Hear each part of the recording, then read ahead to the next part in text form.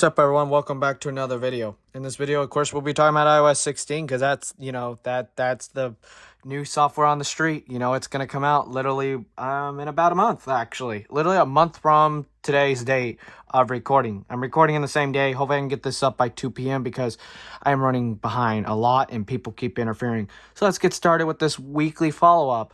Let me know what y'all think down below. How is iOS performing for y'all? iPadOS, the whole 9 yards, even macOS Ventura.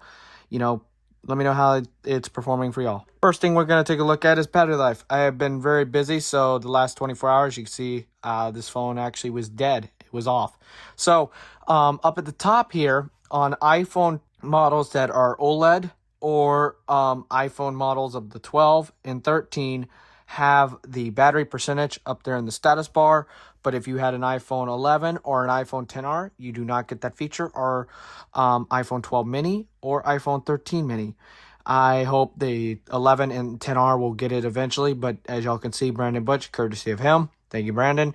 You can see the time is the actual battery percentage, how it's labeled and everything, just like it is on older iPhones. As y'all can see here, I got about 4 hours of usage. I'm averaging about 3.5 to 4 hours with 89% battery health, 70% battery used, and I'm doing pretty good.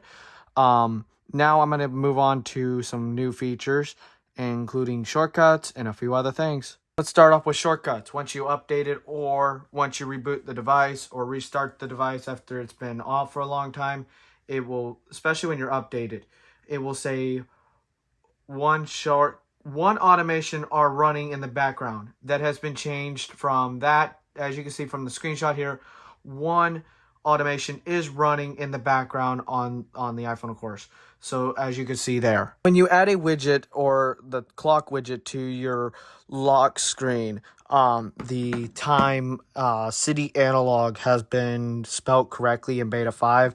For some weird reason, it was not spelled correctly in beta 4.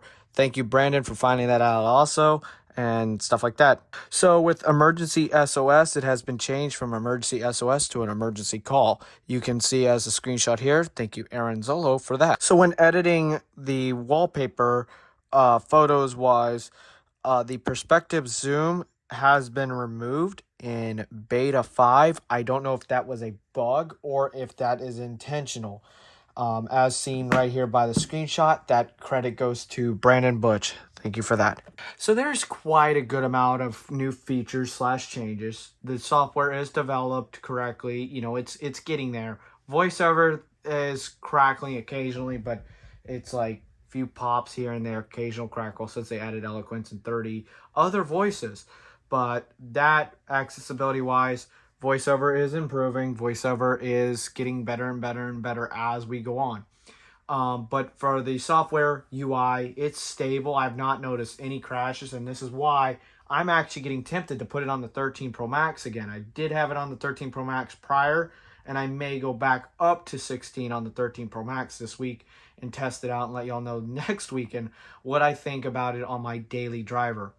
So there we go. Like, there's no crashes from what I've noticed. Tom is completely normal now. It does not crash, and then Samantha takes its place halfway through a beta cycle. The next time I expect a beta this upcoming week, coming up soon. If not, if we are on a 2-week cycle, then expect it in 2 weeks. Apple likes to do Wednesday updates, Tuesday or Wednesday, but they did surprise us with a Monday. So I don't know if we're going to go weekly since today is the 13th. We might get a beta. If we get a beta this upcoming Monday, 2 days from now, then we're weekly. If we do not, we were probably going to be on a 2-week cycle. And I honestly like the 2-week cycle all the way up until public release, because then that makes iOS 16 a little bit more stable. It gives Apple more time to develop the software. Sorry, this is not a long video, but this is my follow-up for this weekend. I didn't find much. Let me know what you have to say down below, because next weekend I will actually be doing a Q&A of iOS performance and stuff like that, and reading your comments for a video, because iOS 16 is less than a month away from being out to the public, and I want to gather as much user data as possible. Share this with your friends, comment, like, and subscribe, and I will see y'all in a future video. Peace.